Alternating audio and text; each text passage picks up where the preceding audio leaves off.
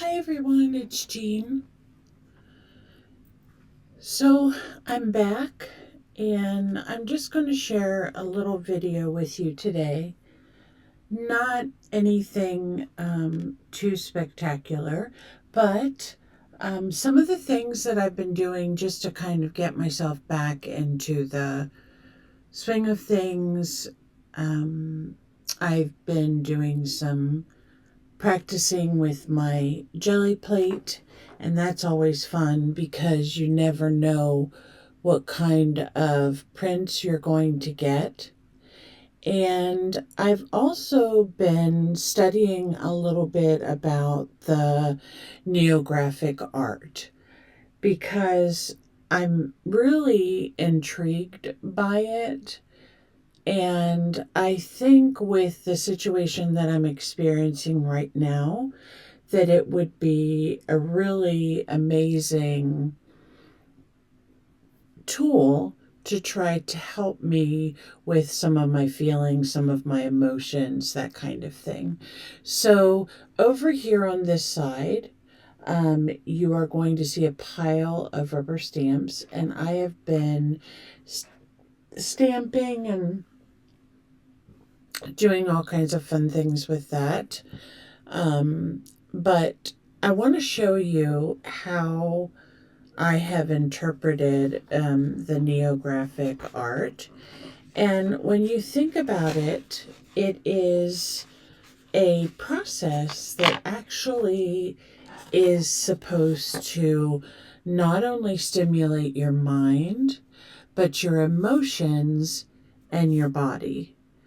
And it makes a lot of sense to me because when I am doing a neographic process, I'm thinking about things that are relaxing, that help me to maybe remember memories or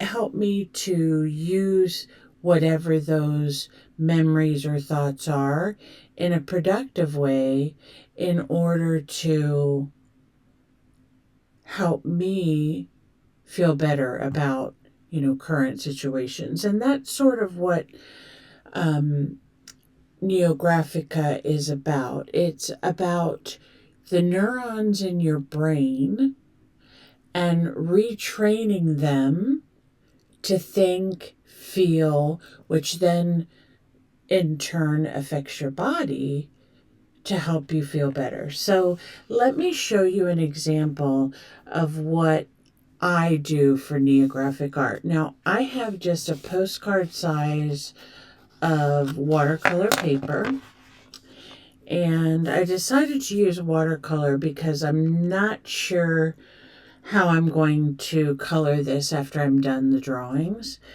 But we're just going to start and we're just going to see kind of where this pen might not work really well on it. Let me get another one.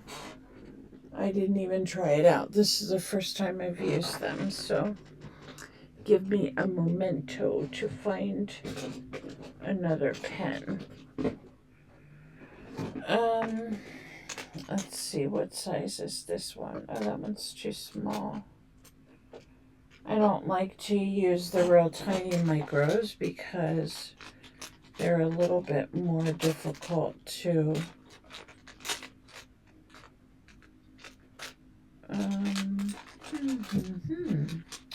me see what size this one is. This one's an 05, and that one might work. And then I have an off-brand one here, so let me see. 05. It has a little bit bigger tip, I think. I don't know what I was using, but anyway, let's start again and see how this is going to work. And when you start to draw your line, you want to draw your line based on something that you're feeling. You may have different curves and dips in your line. You may have just little things that make you or remind you of something. And Neurographica, if you've ever seen a picture of neurons and how they're formed in the brain, it's not a repetitive process. So, for example, I don't feel right now that I can do anything that is a looping or circular, not necessarily circular, but kind of a looping effect, because that would make me feel like I was going over and over and over whatever that particular issue was in my mind. So that's why I steer away from that looping and other type of drawing. Now you can see that this line is maybe a flatter line. So maybe this line depicts something more that I'm feeling right now, whereas the top line with its different curves and wiggles, it might depict something that I want to feel in the future. So, this doesn't have to be something that's a necessarily a science. It's something meant to be enjoyable. However, it is proven to help people in the events of insecurity, emotional trauma, even physical trauma. It's an art therapy process. So, the other thing that I learned is that if we continually make the same patterns over and over, are we really focusing on what we want our brain to feel, or are we just copying patterns? And so sometimes in life, we feel that we have to fit into a certain mold or a certain feeling has to be depicted. We have to think a certain way. We have to conform. And so when you're creating Neurographica, if you are trying to conform to a certain way, somebody else's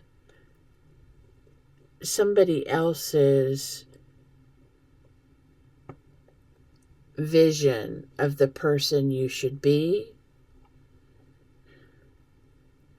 that's where that repetitiousness comes into play.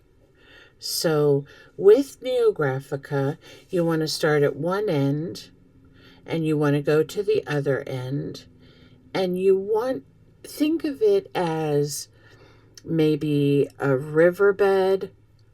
If you look at a map and how a river is outlined, think of maybe a mountainscape. Think of the way the oceans kind of roll, the ocean waves kind of roll. So those are the kinds of things that I try to think about that bring me peace and don't let me get so caught up in the seriousness of everything, which, as I mentioned, is very, very easy to do.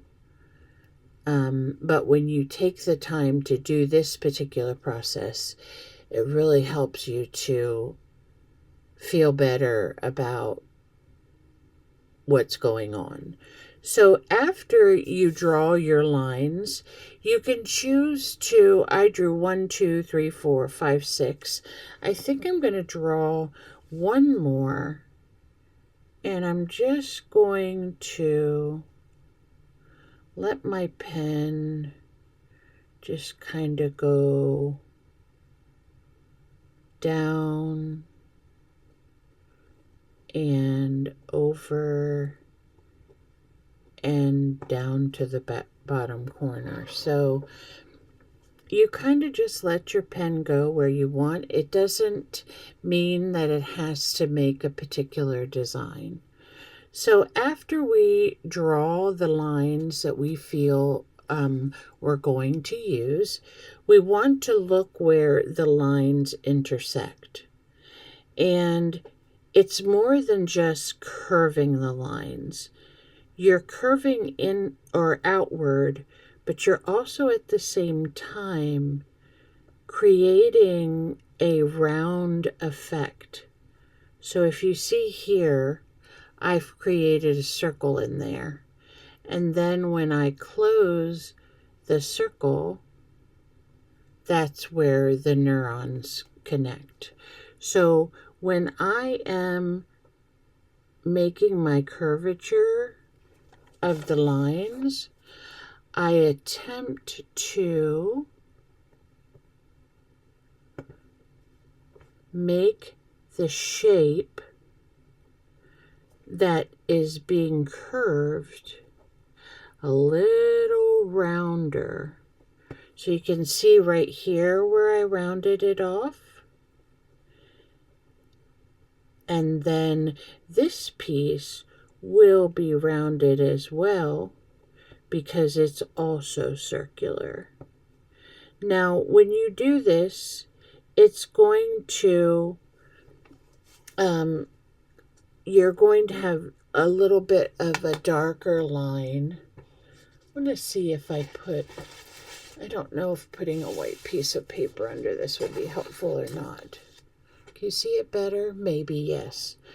So you're not only rounding off the intersections, but when you create that thicker line, that helps you to create the shape of what you are creating. So this one is going to go this way, and then it's going to go that way. So we have to make closures here. It'll go around this corner, and we'll make a closure there. And then we can keep traveling around and make that round point there, so that when we look at this shape, this one in here, it has a more rounder feeling to it rather than that sharp intersection. So that's what I'm going to do here. And I'm just going to kind of round it, and I'm going to keep going and round it, and then I'll go to the end, and then I'll come back and just fill in those shapes, those rounded shapes. And then when you look at the shape that I've created here, it's more of a rounded shape, not such a defined shape. Let me just bring it a little bit closer for you so you can see what I'm talking about. So you can see how this is a little more rounded, this is a little more rounded, this one and this one. So that's how we're going to continue through. And this is a really good one right here because it only needs one rounding. So we'll put that here. Now there's some shapes that are more difficult to round off.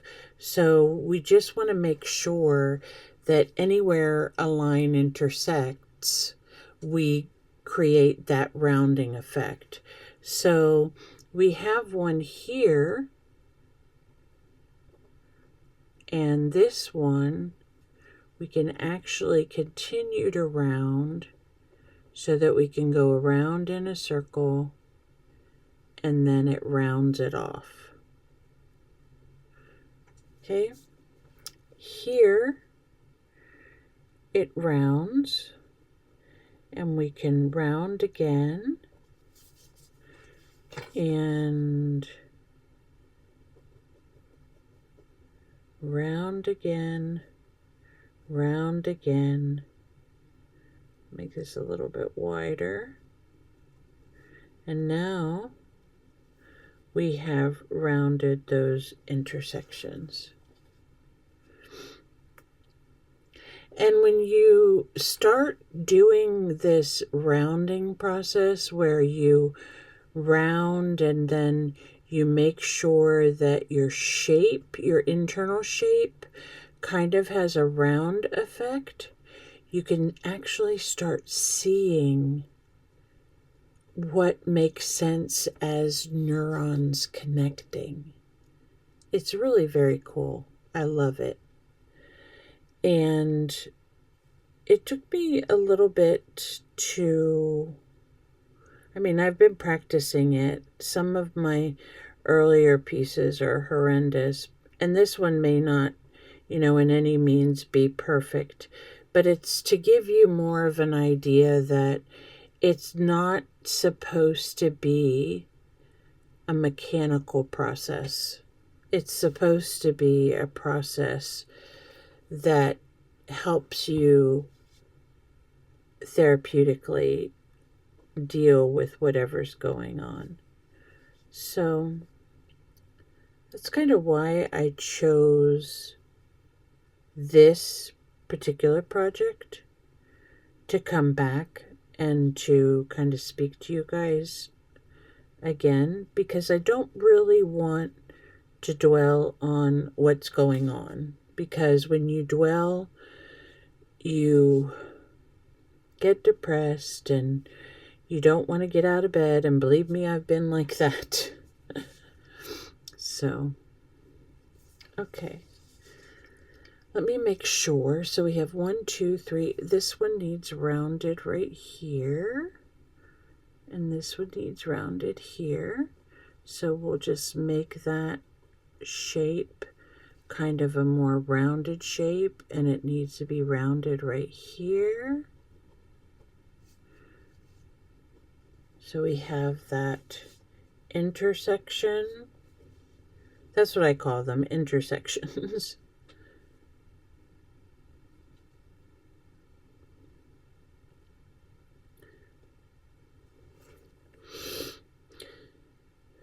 Okay, I think we have most of them. And depending on what pen and paper you're using, you can accidentally drag the color, so you want to be careful with that. Okay, so over here, I need to make a rounding. So I'm just going to make a small one right here because this is a very large shape. And I need to make one right here. So that'll be the connector. And I think we need to make one right here. Okay, so I'm going to go this way because I need to make one here. And then I'll just follow it out to the end. And then close it in. My lighting's not super good, so you guys know that I do stuff at night. And then there should be a rounding here and a rounding here. So we're going to make it kind of like a big circle right here. And then come up over this top here. If your lines get a little bit thick, I mean, I actually like them jet black, so the darker the lines, the more I think the neurons kind of stand out.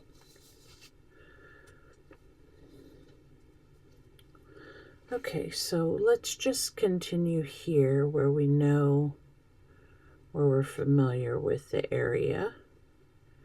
And we'll go this way and round this one. And go this way and round this one. And then we need to round this one right here. And this one right here and right here.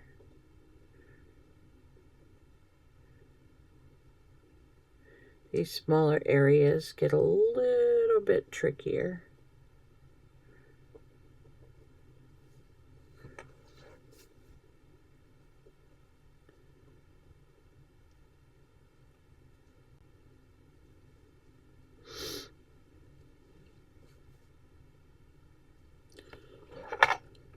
Okay, so I'm not going to belabor you to go through the whole thing. I just want you to know that when you are doing the rounding part, you want to take that round, whatever you're rounding, and kind of make a shape if you can. If you can make some type of shape, roundish shape within there, that's going to be more pleasing than just that cutoff of a square carrying the neuron, because they're all connective, but they're connective in a productive way that can help us to understand what's going on. So it looks like I have one in pretty much every place. Where these circles are, it's gotten a little squirrely, so I'm not sure. Hopefully they'll still look okay. I don't know if I did them right, but I'm still practicing too. So this one goes around like this, and then you fill it in. So it kind of, the roundness makes a little shape right there. There needs to be one right here. And there's not a whole, because this is such a large area that needs to be rounded, it's hard to make a large uniform shape. So you just do the best you can in connecting those lines to the receptors.